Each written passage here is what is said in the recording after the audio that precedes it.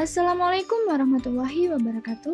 Hai teman-teman, kembali lagi dengan saya Ines Anggraini, NPM 5021041. Saya dari kelas 4B PGSD. Dalam video kali ini, saya akan menjelaskan materi mengenai mendesain dan merancang pembelajaran tematik integratif dan permata pelajaran berbasis keterampilan abad 21 dan proyek penguatan profil pelajar Pancasila atau P5. Poin yang pertama yaitu pembelajaran tematik integratif kelas rendah. Pembelajaran tematik integratif merupakan pembelajaran yang mengintegrasikan beberapa kompetensi dari berbagai mata pelajaran ke dalam berbagai tema. Pemanduan tersebut dilakukan dalam 3 hal, yaitu integrasi sikap, keterampilan pengetahuan dalam proses pembelajaran, dan terpadu konsep dasar yang sangat berkaitan. Pembelajaran tematik ini juga memudahkan peserta didik untuk memahami materi atau konsep secara utuh sehingga penguasaan konsep akan semakin baik dan meningkat.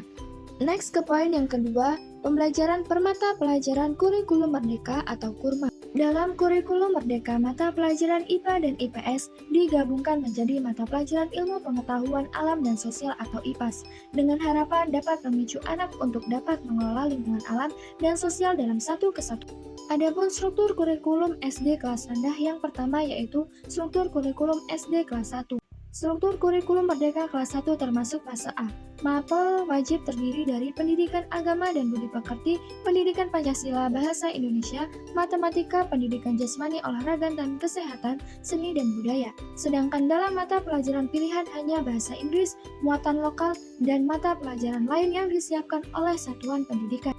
Yang kedua yaitu struktur kurikulum SD kelas 2, memiliki persamaan dengan kelas 1. Perbedaannya pada penambahan alokasi waktu di 2 mata pelajaran, yaitu bahasa Indonesia dan matematika.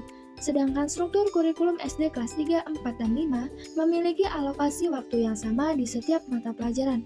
Walaupun kelas 5 itu termasuk fase C, berbeda dengan kelas 3 dan kelas 4 yang merupakan fase B. Next ke poin yang ketiga yaitu keterampilan abad 21. Pentingnya penguasaan terhadap keterampilan abad 21 dikarenakan pada masa ini peserta didik dituntut untuk dapat mengembangkan life skill dan soft skill. Di antaranya meliputi kemampuan berpikir kritis dan memecahkan masalah, kreativitas, berkomunikasi, serta berkolaborasi.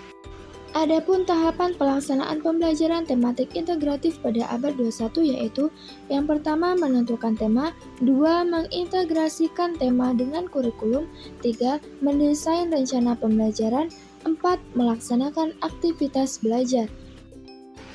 Next ke materi yang terakhir, proyek penguatan profil pelajar Pancasila atau P5.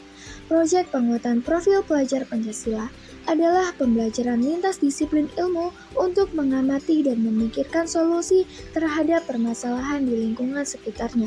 P5 menggunakan pendekatan pembelajaran berbasis proyek atau project-based learning yang berbeda dengan pembelajaran berbasis proyek dalam program intrakurikuler di dalam kelas.